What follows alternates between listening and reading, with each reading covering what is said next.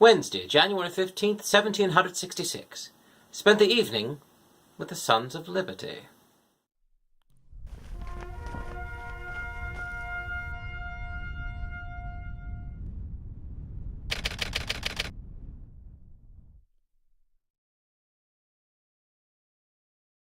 I had been invited by two artisans of Boston, Trott, a jeweller, and Crafts, a painter, to accompany them to a meeting of the Sons of Liberty in an apartment on Hanover Square, near the Tree of Liberty, which itself was a site of many tumultuous events, including the protests to the Stamp Act, and on August 14th the distributor of the Stamp Act, Andrew Oliver, was hung in effigy, and the man himself eventually was persuaded, to put it politely, to renounce his post by those who would eventually be known as Sons of Liberty. Theirs was quite the reputation, and while I did not approve of all of the more violent actions, I was certainly intrigued by their devotion to our rights, and so I agreed to join this meeting, and the apartment itself proved to be nothing more than a distillery's counting room, and a very small room it was. But I was very civilly and respectfully treated.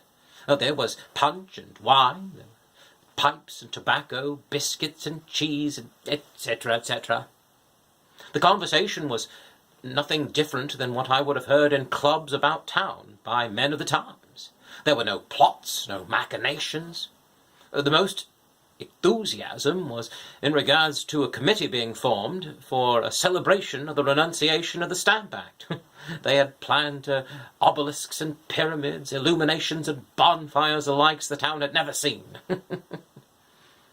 And while the months and years ahead proved to take the Sons of Liberty in more drastic measures, I certainly appreciated their call to stir the hearts and minds to remember our liberties and to make sure our rights were not trampled upon. I did not take part in every event, of course, but there were festivals, the likes of which had never been seen. I attended one in Dorchester with 300 strong. We had a fine time of it. And I must say, the likes of James Otis and Samuel Adams, my cousin, they were politic in promoting these festivals, which tinged the minds of the people. They inspired them with sentiments of liberty. They rendered the people fond of the leaders, and of course bitter against all opposers. But they certainly made sure that the people remembered that our rights must be protected.